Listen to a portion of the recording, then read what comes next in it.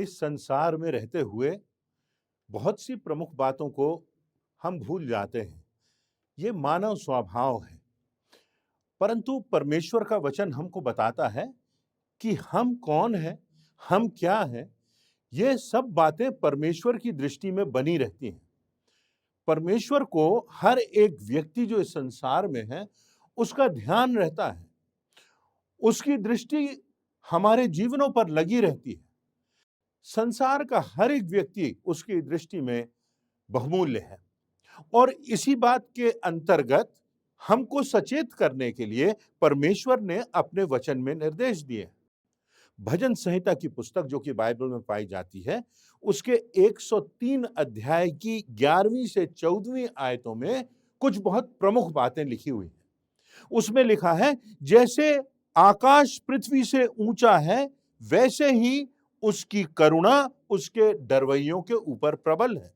उदयाचल अस्ताचल से जितनी दूर है, उसने हमारे अपराधों को हमसे उतनी ही दूर कर दिया है। जैसे पिता अपने बालकों पर दया करता है, वैसा यहोवा अपने डरवैयों पर दया करता है, क्योंकि वह हमारी सृष्टि जानता है और उसे स्मरण रहता है कि मनुष्य मिट्टी ही है। परमेश्वर को स्मरण रहता है कि मनुष्य जो है वो मिट्टी है। हमारी सृष्टि जो हुई है वो मिट्टी से हुई है। हम कमजोर हैं, हम असहाय हैं, हम एक निर्बल पात्र के समान हैं। इसीलिए हमारी जिंदगी की तुलना कभी छाया से की गई है, कभी ओस की बूंद से की गई है, कभी मुरझाए हुए फूल से की गई है, कभी घास से की गई है। क्योंकि हमारा जीवन बहुत क्षणिक है। हम कब इस संसार से चले जाएंगे और कैसे चले जाएंगे पता भी नहीं चलेगा। ऐसे बहुत से उदाहरण खासकर पिछले माहों में हमने देखे कि मनुष्य की जिंदगी कितनी क्षणिक है और कितनी जल्दी और कैसे अनायास अनएक्सपेक्टेडली हम इस संसार से चले जाते हैं। और इसलिए परमेश्वर को स्मरण रहता है कि हमारी जो सृष्टि है वो मिट्टी है, हम कमजोर हैं और इसलिए वो हम पर दया करता है, इसलिए वो हम पर अनुग्रह करता है, इसलिए वो हमारे अपराधों को क्षमा करता है। जब हम विनम्रता से उसके पास जाते हैं और उसके सामने इस बात का अंगीकार करते हैं कि हम इस बात का एहसास करते हैं कि हम कमजोर हैं, हम बहुत ही ज्यादा फ्रेजाइल हैं, हमारा अस्तित्व जो है वो क्षणिक है। और हमको भी इस बात को स्मरण रखना है जो परमेश्वर का वचन आज हमको स्मरण दिला रहा है कि हम मिट्टी के समान हैं। और इसी बात पर आज हम चर्चा करेंगे। 4 बातों पर हम चर्चा करेंगे कि यदि हम मिट्टी के पात्र हैं, यदि हमारा जीवन क्षणिक है, तो किन बातों के लिए हमको सजग रहना है, हमको सचेत रहना है। पहली, यदि हमारा जीवन मिट्टी के पात्र के समान है, यदि हमारा जीवन क्षणिक है, तो हमारी संपूर्ण निर्भरता परमेश्वर पर बनी रहना चाहिए। मुझे अच्छे से याद है उन दिनों में जब मैं कॉलेज में था, हमारे कॉलेज में एक सीनियर स्टूडेंट था और युवा था, स्वस्थ था, आगे अपनी जिंदगी में वो परमेश्वर के वचन का प्रचारक बनना चाहता था। उसने अपने जीवन की योजना बना ली थी और अचानक से कक्षा के चलने के दौरान वो नीचे गिरता है और उसको हृदयाघात होता है और जब तक उसको हॉस्पिटल तक पहुंचाया जाता है, रास्ते में ही उसकी मृत्यु हो जाती। और इसीलिए उत्पत्ति के 2 अध्याय की 7वीं आयत में लिखा है, और यहोवा परमेश्वर ने आदम को भूमि की मिट्टी से रचा और उसके नथनों में जीवन का श्वास फूका और आदम जीवित प्राणी बन गया। मिट्टी था, परमेश्वर की श्वास फूकने से उसमें जिंदगी आई और परमेश्वर की दया से, उसकी कृपा से हम आज तक जीवित हैं। भजन संहिता 104 उसकी 29वीं आयत में लिखा है, तू मुख फेर लेता है और वे घबरा जाते हैं, तू उनकी सांस ले लेता है और उनके प्राण छूट जाते हैं और वे फिर मिट्टी में मिल जाते हैं। पर हमारी निर्भरता बनी रहना चाहिए। यदि हम निर्बल हैं, यदि हम नाजुक हैं, यदि हम कमजोर हैं, तो हमको प्रतिदिन परमेश्वर पर निर्भर होना है। जैसे प्रतिदिन हमको भोजन की आवश्यकता होती है, प्रतिदिन हमको ऑक्सीजन की आवश्यकता होती है कि हम सांस ले सकें, वैसे ही हमको परमेश्वर के वचन के पठन की, उसके वचन के पीछे चलने की, उससे प्रार्थना के द्वारा संबंध बनाए रखने की, उसकी निकटता की, उसकी मेज में सहभागिता की, उसके साथ साथ चलने की, उसका हाथ थामे रहने की, उसकी दृष्टि में जो उचित है वह करने की आवश्यकता है। क्योंकि यदि हम उसका हाथ थामे हैं, तभी हम समस्याओं से, हमारी जिंदगी में जो त्रासदियां आती हैं, अंधकारपूर्ण क्षण आते हैं, उनसे गुजर पाएंगे। हम मिट्टी हैं और हमें इस बात को भूलना नहीं है कि हमारी निर्भरता परमेश्वर पर बनी रहे। दूसरी बात, यदि हम निर्बल हैं, यदि हम कमजोर हैं, यदि हम मिट्टी हैं, तो हमें सजग रहना है कि हम पाप में ना गिर पड़ें। क्योंकि हम में दोनों बातों की क्षमता होती है, अच्छाई की भी, बुराई की भी। और बहुत आसान होता है कि हम सांसारिक लालसाओं में पड़कर, सांसारिक आकर्षणों में पड़कर पाप में गिर जाएं। शैतान निरंतर हमारी परीक्षा लेता रहता है। हम पाते हैं शैतान ने आदम और हवा की परीक्षा ली, उनकी भूख को जानते हुए, इस बात को जानते हुए कि वो आकर्षित हो जाते हैं सांसारिक बातों से। अपनी भूख के प्रति वो बहुत जागरूक हैं और अपनी भूख के लिए, अपनी शारीरिक भूख के लिए वो कुछ भी कर लेते हैं।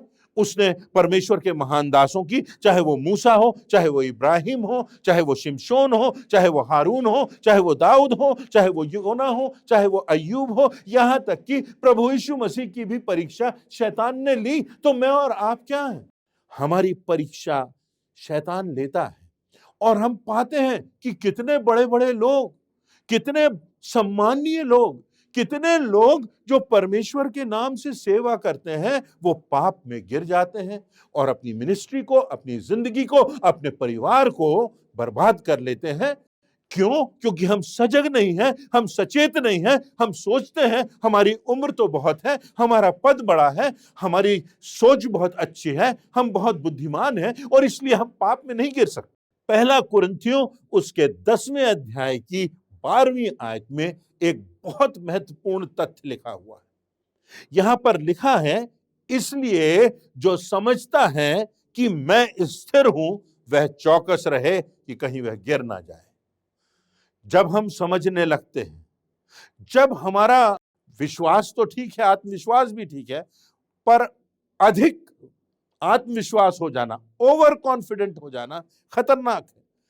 जो सोचता है कि हम तो अब स्थिर हो गए हैं, वही चौकस रहे कि कहीं गिर ना पड़े। आज मैं और आप जो परमेश्वर की आवाज को सुन रहे हैं, उसके वचनों को सुन रहे हैं, हमको ध्यान रखना है कि हम चौकस रहें। चाहे जिंदगी के किसी भी मोड़ पर हम हो, चाहे जिंदगी के किसी भी पद पर हम हो, चाहे जिंदगी में कितनी भी परिपक्वता हमने हासिल कर ली हो, परंतु हमको निरंतर सजग रहना है और चौकस रहना है कि क्या ऐसा तो नहीं कि हम निश्चिंत हो गए हैं और कहीं पाप में हम गिर ना पड़े, परीक्षा में हम असफल ना हो जाएं। पहला पतरस उसके 5वें अध्याय की 8वीं आयत में पतरस हमको सजग रहने को, सचेत रहने को कहता है, लिखता है, सचेत रहो और जागृत रहो, क्योंकि तुम्हारा विरोधी शैतान गरजने वाले सिंह की नाई इस खोज में रहता है कि किसको फाड़ खाए।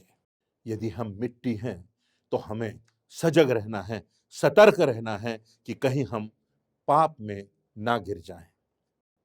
तीसरी बात, यदि हम मिट्टी हैं, यदि हम कमजोर हैं, यदि हम इस बात को जानते हैं कि मानव कमजोर है, निर्बल पात्र है, तो हमारा व्यवहार दूसरों के साथ सतर्कतापूर्ण होना चाहिए। हमारा व्यवहार कैसा है दूसरों के साथ, ये बहुत प्रमुख बात है। हमारा व्यवहार कैसा है उनके साथ जिनको ये संसार छोटा समझता है। हमारा व्यवहार कैसा है उनके साथ जो हमारी सेवा करते हैं, जिनको हम अपना सेवक समझते हैं, जो हमसे कुछ नीचे पद पर हैं, जो हमारे अधीन कार्य करते हैं। हमारा व्यवहार कैसा है उनके साथ, क्योंकि वो भी मनुष्य हैं, निर्बल हैं। इसलिए हमको ये समझना है कि हमारा व्यवहार दूसरों के साथ सतर्कतापूर्ण होना चाहिए। किसी नवजात बच्चे को आपने कभी गोद में लिया होगा। हम पाते हैं कि उसको बहुत संभाल के, सहेज के उसको गोद में लेना होता है और माँ हमेशा कहती है कि जरा ध्यान रखना कि उसके गर्दन को संभालना, उसके सिर को संभालना, क्योंकि ऐसा ना हो कि उसको कहीं चोट लग जाए। किसी अंधे को आपने कभी राह दिखाई है? कितनी सतर्कता से हमें किसी का हाथ थामना होता है। किसी बुजुर्ग को आपने कभी सहारा दिया है जो असहाय है? कितने सहेज के हमको उसकी मदद करना होती है। किसी ऐसे कमजोर व्यक्ति को जो अपनी बीमारी के कारण चल नहीं पा रहा है, उसको उठा करके हमको दूसरे स्थान पर ले जाना है। कितना संभाल के हम अपने प्रिय को, हम अपने बुजुर्ग को, हम अपने परिवार के लोगों को जिनसे हम प्रेम करते हैं, उनको हम कितना संभाल करके, कितना ध्यान रख करके उनको उठाते हैं। यहाँ तक कि किसी की मृतक देह को भी हम कितने सम्मान से ले जाते हैं, अपने हाथों से उठाते हैं, अपने कांधे पर रखते हैं, उसकी इज्जत करते हैं, उससे प्रेम प्रदर्शित करते हैं, उसके परिवार को दर्शाते हैं कि हमारे लिए ये व्यक्ति कितना महत्वपूर्ण था। और जब हम उस व्यक्ति की मृतक देह को अपने कांधों पर उठाते हैं तो मानो उस परिवार से, उन लोगों से हमारी सारी दुश्मनी, हमारी सारी दुर्भावनाएं दूर हो जाती। तो जब हमारा व्यवहार इन निर्बलों के प्रति, इन बच्चों के प्रति, इन असहायों के प्रति, इन बीमारों के प्रति, यहां तक कि मृतक व्यक्ति के साथ इतना सतर्कतापूर्ण होता है, तो फिर हमें जो व्यक्ति आज जीवित है, व्यक्ति आज जिसके जीवन में संभावना है, व्यक्ति जिसको प्रोत्साहन की आवश्यकता है, व्यक्ति जिसको क्षमा की आवश्यकता है, व्यक्ति जिस पर हमें दया करना है, हमारा व्यवहार उनके साथ कैसा है? हमारा व्यवहार हमारे जीवन साथी के साथ कैसा है? गलतियों की पुस्तक उसका 6वां अध्याय उसकी पहली आयत में लिखा है, हे भाइयों, यदि कोई मनुष्य किसी अपराध में पकड़ा जाए तो तुम जो आत्मिक हो, विनम्रता से उसको ऐसे संभालो और अपनी भी चौकसी रखो कि तुम भी परीक्षा में ना पड़ो। जो गिर गया है उसको उठाओ तो, संभालो तो, परंतु इस प्रकार से कि कहीं तुम भी बहक ना जाओ, कहीं तुम भी परीक्षा में ना पड़ जाओ, इस बात का भी ध्यान रखना है। रोमियो की पुस्तक उसके 14वें अध्याय की पहली आयत में लिखा है, जो विश्वास में निर्बल हैं उन्हें अपनी संगति में ले लो, परंतु उनकी शंकाओं पर विवाद करने के लिए नहीं, उनको अपनी संगति में ले लो ताकि वो बलवान बने, ताकि वो पवित्र बने, ताकि वो परिपक्व बने, ताकि वो परमेश्वर की निकटता में आगे बढ़ सकें। उन्हें अपनी संगति में ले लो। किनको? जो निर्बल हैं, उन पर दया करो। मत्ती 7:5 में प्रभु यीशु मसीह कहते हैं, पहले अपनी आंख में से लट्ठा तो निकाल ले, तब अपने भाई की आंख का तिनका भली भांति तू निकाल सकेगा। भाई की आंख का तिनका भली भांति निकालना है, संभाल कर निकालना है, सावधान रहना है, क्योंकि हम कमजोर हैं, हम निर्बल हैं, हम मिट्टी से बने हुए पात्र हैं। पहला तीमुथियुस उसका 5वां अध्याय और उसकी पहली से तीसरी आयतों में लिखा है, किसी बूढ़े को ना डांट, पर उसे पिता जानकर समझा दे, और जवानों को भाई जानकर, बूढ़ी स्त्रियों को माता जानकर, जवान स्त्रियों को पूरी पवित्रता से बहन जानकर समझा दे। उन विधवाओं को जो सचमुच विधवा हैं उनका आदर कर।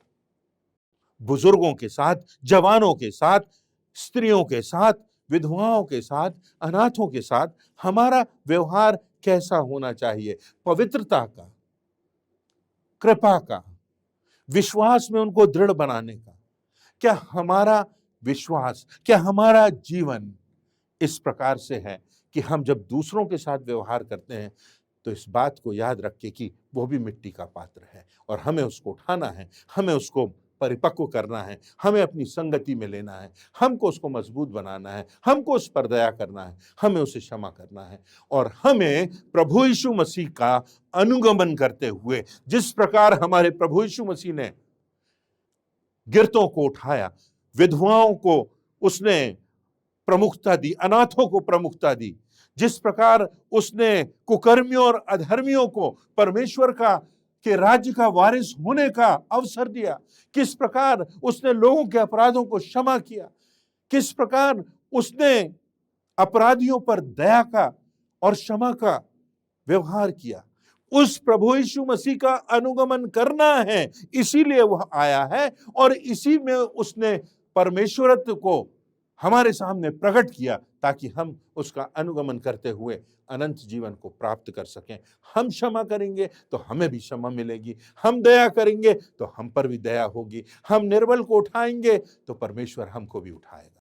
चौथी और अंतिम बात, यदि हम कमजोर हैं, यदि हम निर्बल हैं, यदि हम माटी हैं, तो हमें यह याद रखना है कि हम भी एक दिन माटी में मिल जाएंगे। उत्पत्ति के 3 अध्याय की 19वीं आयत के दूसरे भाग में लिखा है, क्योंकि तू उसी माटी से निकाला गया है, तू मिट्टी है तो फिर मिट्टी में ही मिल जाएगा। सबोपदेशक 12:7 में लिखा है, तब मिट्टी ज्यों की त्यों मिट्टी में मिल जाएगी और आत्मा जो परमेश्वर के पास, जो परमेश्वर ने हमें दिया था, उसके पास लौट जाएगा। अय्यूब उसके 14वें अध्याय की 5वीं आयत में लिखा है, मनुष्य के दिन नियुक्त किए गए हैं और उसके महीनों की गिनती तेरे पास लिखी है और तूने उसके लिए ऐसा सिवाना बांधा है जिसे वह पार नहीं कर सकता। और दूसरे कुरिन्थियों उसके 4 अध्याय की 7वीं आयत में लिखा है, परंतु हमारे पास यह धन मिट्टी के बर्तनों में रखा है कि यह असीम सामर्थ हमारी ओर से नहीं, परमेश्वर की ओर से ठहरे। जो उजाला हमारी जिंदगियों में है, जो सामर्थ जिसको हम समझते हैं हमारी जिंदगियों में है, ये उस प्रभु यीशु मसीह का प्रकाश है, ये उस प्रभु यीशु मसीह की सामर्थ है, ये उस प्रभु यीशु मसीह का स्वभाव है, जो हम निर्बल पात्रों में, मिट्टी के बर्तनों में जिनमें दरारें आ गई हैं, उनमें रखा हुआ है कि उन दरारों से, उन निर्बलताओं से प्रभु यीशु मसीह की रोशनी प्रकाशित हो, प्रवाहित हो, उनका संचार हो और लोग उस प्रभु यीशु मसीह को जान सकें कि जगत का उजियाला है, ये जगत की ज्योति है, इसी में जीवन है, इसी में सच्ची शांति है, इसी में क्षमा है। यही मार्ग है, यही सत्य है, यही जीवन है। जीवन के इस सत्य को हमें नहीं भूलना है कि हमारा ये शरीर जो माटी का है एक दिन माटी में मिल जाएगा, परंतु आत्मा जो परमेश्वर ने हमें दिया है उसके पास जाएगा यदि हम उसकी राह पर चलेंगे, यदि हम उसके सत्य को पहचानेंगे, यदि हम उसके मार्ग पर चलते हुए आगे बढ़ेंगे, यदि हम उसकी गवाही देंगे, यदि हमने उस प्रभु यीशु मसीह को उद्धारकर्ता के रूप में अपने जीवन में स्थान दिया है, अपने दिल में स्थान दिया है और माना है कि प्रभु यीशु मसीह हमारा उद्धार करता है, जिसने हमारे लिए अनंत जीवन का द्वार खोला, जिसने हमारे पापों की कीमत चुकाई और जिसके द्वारा हमको अनंत जीवन की निश्चितता मिली, उस प्रभु यीशु मसीह पर विश्वास करने के द्वारा उसी में हमारी सामर्थ है, उसी में पापों की क्षमा है, उसी में परमेश्वर की दया है और उसी में हमारे जीवन में सार्थकता है और इस जीवन के पार मृत्यु पर विजय प्राप्त करके अनंत जीवन। आइए हम स्मरण रखें कि हम तो निर्बल पात्र हैं, मनुष्य जो है वो मिट्टी है और इसलिए पहली बात हमारी निर्भरता परमेश्वर पर बनी रहना चाहिए, जो हमारा निर्माता है, जिसने हमें जिंदगी दी है।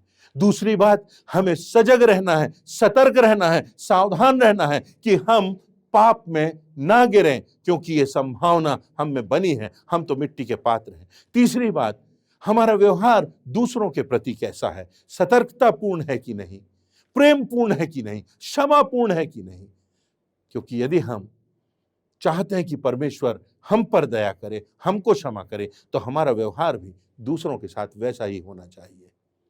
और चौथी बात, हम स्मरण रखें कि हम माटी हैं और माटी में ही मिल जाएंगे, परंतु आत्मा जो परमेश्वर ने हमें दिया है वो वापस परमेश्वर के पास पहुंच जाएगा और हम अपने प्रभु यीशु मसीह पर विश्वास करने के द्वारा उस अनंत जीवन को प्राप्त करेंगे जो परमेश्वर ने हर एक विश्वासी के लिए तैयार किया है, और उसके अनंत धाम में पहुंचकर उसकी आराधना करेंगे, उसकी महिमा करेंगे।